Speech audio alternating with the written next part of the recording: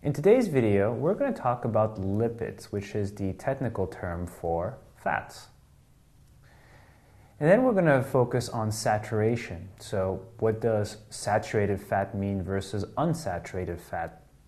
And then we're going to talk about hydrogenation. So you may have heard the term trans fats. So this basically is a type of fat where hydrogenation, or the addition of hydrogen, is used for storage. And then we're going to leave you with some easy to remember tips to consider when you're thinking about eating anything that may have fat in it.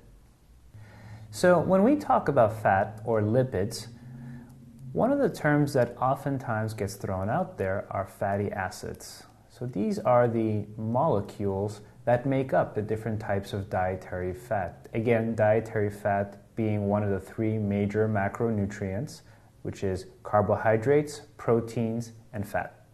So what does fat do? So dietary fat is responsible for giving us aroma, the texture of food, the mouthfeel. So when we eat it, how does it feel in our mouth? So fat's very important in terms of how we evaluate what we're eating. On a more microscopic level, it's really important for metabolizing certain types of nutrients. So when we talk about vitamins, which are micronutrients, one type of vitamin are the fat-soluble vitamins, which means that you have to have some fat in your diet to be able to process certain types of vitamins. Inside of our body, from a structural perspective, fat is used for insulation and padding of our vital organs. So it's not this horrible thing that oftentimes the marketers will attack when you see in the packaged foods. Now, it is incredibly energy rich. So it has 9 food calories or kcals per gram of fat. It's the most energy dense of the 3 macronutrients. Carbohydrates only have 4. So keep that in mind. We don't need as much fat as we do carbohydrates. So for today's video, we're going to just discuss 3 major types of fats or lipids. So triglycerides is about 95% of the dietary fat that we consume, and the fat in our body falls under this category, the category of triglycerides. Now when you do your annual blood test to check for cholesterol, this is actually one of the things that they measure. According to the American Heart Association, ideally you should be under 100. So next time you do your physical and you do a cholesterol blood test, try to look for this number in your lab results or talk to your doctor. If you are under 100, that's great. If you are exceeding 150, at that point, that's something where you need to start having a dialogue with your physician. So remember, under 100 is where you want to be. 150 is the number where you should start being concerned and trying to see what you can do to get that number down. We won't spend too much time talking about phospholipids, but essentially they let fat and water mix. The other type of fat is the sterols. Now there are lots of different types of sterols out there, but the 2 that we're going to just really focus on are going to be LDL, which is cholesterol, and HDL. I'm going to digress a little bit here and just kind of recap. You oftentimes hear good and bad. So high density, which is the HDL, that's the good. You want to try to get that number as high as possible. LDL, that is the bad type of cholesterol. You want to try to keep that number as low as possible. So just some numbers to keep in the back of your head when you do sit down with your doctor and review your lab results. Ideally, you should be under 100 for your LDL. And for men, for their HDL, they should be over 40. So if they're under 40, that's not a good thing. That's, you need to start putting in some corrective measures. And for women, their HDL should be greater than 50. So if you can keep through diet and exercise, get your HDL cholesterol, so that's the H stands for high density, and L stands for low density. So these are some of the numbers you want to keep in mind. But these are just 2 types of sterols, and there's more of those. So when we talk about consuming dietary fat, we oftentimes say that we want to stay away from the saturated fat sources and get more of our fat from polyunsaturated and monounsaturated fats. At the molecular level, what separates the two is in how the carbon molecule is situated in the fatty acid. But not making this a chemistry lesson, just know that typically saturated fats are solid at room temperature. Okay, so think S for saturated, S for solids. The reason you want to stay away from saturated fats, that is believed that it can elevate your LDL, so that's the low density cholesterol, that's the bad cholesterol. It can elevate that, and it can also elevate your total cholesterol, which is not desirable, as it's believed to increase the probability of cardiovascular disease. Examples of polyunsaturated fats are nuts, fish. Monounsaturated fats, the way that you can think about them is that they're liquid at room temperature. So remember, saturated fats, they're solid at room temperature. Monounsaturated fats are liquid at room temperature.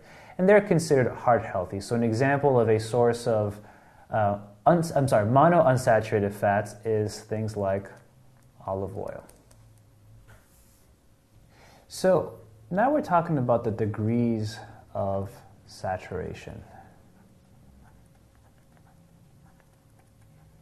What that means is that these are different types of oils that are out there, and there's no one oil that is completely monounsaturated.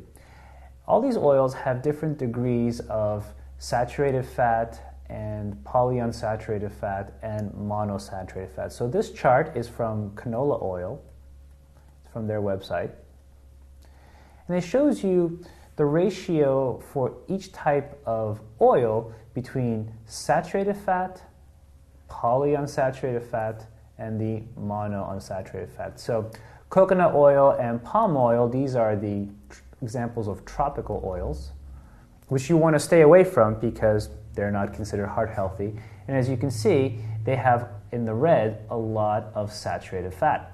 The heart healthy oils like olive oil and canola oil, for example, while they have a little bit of saturated fat, they're predominantly monounsaturated and polyunsaturated fat. So the one thing you want to keep in mind is that while you can't completely cull out saturated fat from your diet, that's okay, but you can make choices for healthier options that have a higher percentage of their makeup in the polyunsaturated or monounsaturated fat. So now we're going to talk about hydrogenation. You oftentimes hear the term, stay away from trans fats. What that means is that they take a fat molecule, so let's just pretend that this is a fatty acid here, in its natural form. You'll notice that there's a little bit of a bend here. So what they're doing is they're adding hydrogen to take away that bend. And that process of adding hydrogen is called hydrogenation. So why do that? The reason they do that is to increase the shelf life. You find that foods that have oils in them, they become rancid. By adding hydrogen and doing the process of hydrogenation, you can increase the shelf life of a food item that has fat in it. The reason that that's not good is that it increases your LDL and total cholesterol. So one of the challenges that as a health conscious consumer is that packaging can oftentimes be misleading. We know that trans fats are bad. There's been a lot of public awareness campaigns on the health concerns that come out of having foods with trans fats. So a lot of packaging will say zero trans fats, but you'll still see things that say hydrogenation or hydrogenated. If you see that in the packaging, then that should tip off your skepticism that maybe they are doing this tactic of adding hydrogen to make the food more stable. So think about moving away from things that you're buying on a shelf that are packaged. Try to, if you eat more things that are in their natural form, that's one way of reducing your exposure to things like trans fats and hydrogenated food products. If you saw the video where we talked about good sources of carbohydrates in our diet, you should recognize a number of these food items. These food items are also guilty of being bad sources of where we get dietary fat. Some of the new items we've added on here are some of the ramen noodles, for example. A lot of these noodles are designed to stay on a shelf for a long time, and so they will oftentimes do some kind of hydrogenation to make them more shelf stable. Baked goods, goes without saying. Frozen pizza. So it's not just the act of freezing the pizza that lets them have a long shelf life and keep them in storage. They are also doing some hydrogenation to make the pizza. If you like pizza, you should learn how to make it at home. It's not that hard, and you can have a lot of fun, and they taste great. Candy bars, cereal too. So cereal, it's oftentimes they'll do some kind of hydrogenation to get them to stay on the shelves for longer. Specialty drinks, they put a lot of cream in there, and cream has got saturated fat. The health bars, again, they have to stay on the shelves for a long time. And the dressings and barbecue sauce.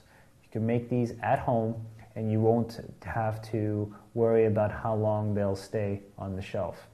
So I think the most important thing to take away here is that when you make food choices about what to eat and what not to eat, not only are you oftentimes improving one of the macronutrients that you're taking in, but also the impact is across 2 or 3 macronutrients. So not only are these food choices bad sources of fat, but they're also bad sources of carbohydrates. And that's a principle that we hope you can put into practice more and more in your daily living.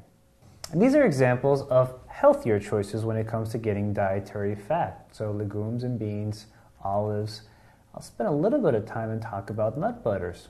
You know, we think nothing about going to the supermarket and getting a jar of peanut butter or almond butter. But most of us are surprised when we find out that you can make it at home really easily with nothing more than a food processor and some roasted or raw almonds. What I'm hoping you'll take away from this is that not only are a lot of these food items great sources of polyunsaturated and monounsaturated fat, but they're also good sources of the good kind of carbs. And so this is part of a philosophy where if you can simplify what you eat, go to more natural form, more fruits and vegetables, you'll find that the health benefits actually are going to start compounding themselves. So we're going to leave you with some tips to keep in mind when you're thinking about getting dietary fat in your diet. So nuts, olives, seeds are generally good sources of oils. You want to avoid the tropical oils like the palm oil and the coconut oil, obviously.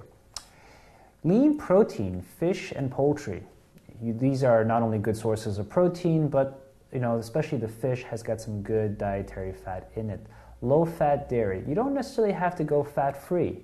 Simple low-fat yogurt will be, as long as you don't have too much of it, is a great way to get some vitamin D and some calcium, and you don't have to worry about, overindulging as far as too much saturated fat.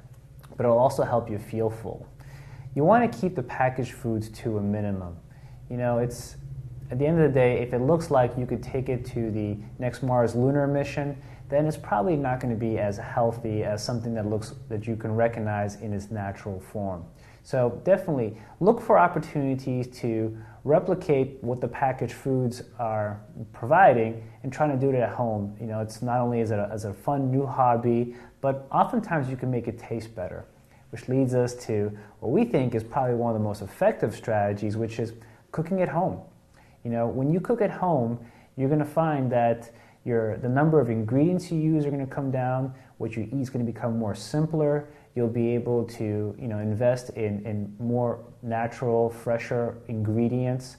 So in general, when you cook at home, you'll find that invariably you will start eating healthier, and you have much more control over what you put into your body.